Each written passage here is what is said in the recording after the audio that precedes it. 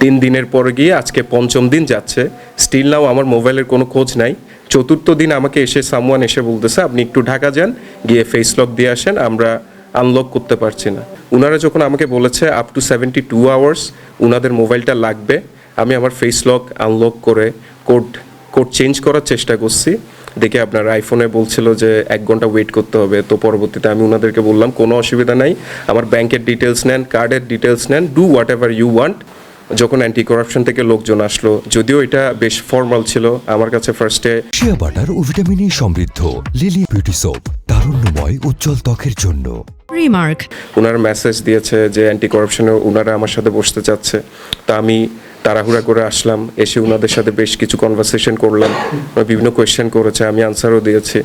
তো আপনি অ্যান্টি করাপশনের প্রত্যেকটি ইন্ডিভিজুয়াল থেকে জিজ্ঞেস করলে দেখতে পারবেন যে আমি ওনাদেরকে যেই পরিমাণ সাপোর্ট দিয়েছি সেই পরিমাণ সাপোর্ট সেকেন্ড কোনো পার্সন পুরো ফ্র্যাঞ্চাইজ লিগে দিতে পারে না। এটা আমি কনফিডেন্টলি বলতে পারি, কারণ ওনারা যখন আমার মোবাইল চেক করছিল তখন আমি ওনাদেরকে কোড দিয়ে দিয়েছি।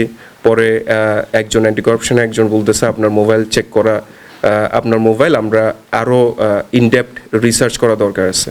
তো আমি ওনাদেরকে আমার ফেস লক আনলক করে দিলাম। আমার ফোন যেখানে, এখানে তো আমি তো আর শুধু বিপিএল করি না, বিপিএলের বাইরেও আমাদের বিজনেস আছে, কক্সবাজারে বিজনেস আছে, চিটংয়ে বিজনেস আছে। তো সামহাউ আমি তো মাল্টিপল বিষয় নিয়ে ইনভলভড, বাট স্টিল ওনারা যখন আমাকে বলেছে আপ টু 72 আওয়ার্স ওনাদের মোবাইলটা লাগবে, আমি আমার ফেস লক আনলক করে কোড চেঞ্জ করার চেষ্টা করছি। দেখে আপনার আইফোনে বলছিল যে 1 ঘন্টা ওয়েট করতে হবে। তো পরবর্তীতে আমি ওনাদেরকে বললাম কোনো অসুবিধা নাই, আমার ব্যাংকের ডিটেলস নেন, কার্ডের ডিটেলস নেন, do whatever you want. We are strict with the integrity system and we are always available for them. তো আমি মোবাইলটা দিলাম। 72 আওয়ার্সের পর গিয়ে 4 ডেজে গিয়ে আমি অফিসিয়ালি ওনাদেরকে পোক করার চেষ্টা করলাম যে 3 দিন হয়ে গেল। আমি তো একটা মেন্টালি প্রিপেয়ার্ড ছিলাম যে এই 3 দিন সামহাও আমি অন্য কোনোভাবে ম্যানেজ করে নিব। 3 দিনের পরে গিয়ে আজকে 5ম দিন যাচ্ছে, স্টিল নাও আমার মোবাইলের কোনো খোঁজ নাই। 4র্থ দিন আমাকে সামওয়ান এসে বলতেছে আপনি একটু ঢাকা যান, গিয়ে ফেস লক দিয়ে আসেন, আমরা আনলক করতে পারছি না। আমি বললাম এটা কি কথা বললেন আপনারা? এই 3 দিন আপনারা তাহলে আমার মোবাইলটা রেখে দিলেন কি জন্য? 4র্থ দিনে আপনি আমাকে বলতেছেন আপনি ঢাকা গিয়ে আমি ফেস আনলক করে দিব।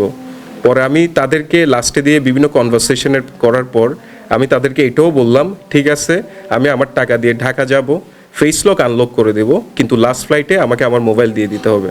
বলছে না আমাদের মিনিমাম 2 দিন টাইম লাগবে। আমি বললাম যে সরি, আমি আর আপনাদেরকে টাইম দিতে পারবো না। তো আমি ফর্মালি প্রেসিডেন্ট সাহেবকে ইমেল করেছি, সবাইকে সিসিতে রেখেছি। পরবর্তীতে ওই ফর্মাল ইমেলটা সামহাউ লিক হয়ে হয়তো নিউজে আসছে যে আমার মোবাইল নিয়ে নিছে এটা সেটা, বাট ওয়ার্ডিংটা একটু বেশি সেন্সিটিভ ছিল। বাট স্টিল আমার এটা নিয়ে কোনো আপত্তি নাই।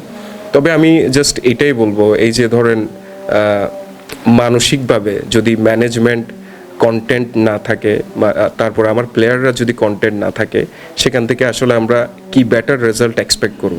তো এইভাবে যদি আমরা প্রতি বছর 2-3 কোটি টাকা লস দিয়ে যদি আমরা বিপিএলকে ক্যারি অন করতে থাকি, সেই সিচুয়েশনেও যদি মেন্টালি আমাদেরকে এভাবে টর্চার করা হয়, এই সিচুয়েশনে আসলে আমরা ম্যাচে কিভাবে থাকবো বা আমরা ফ্র্যাঞ্চাইজ লিগ কীভাবে চালাবো আমার কোনো আইডিয়া নেই।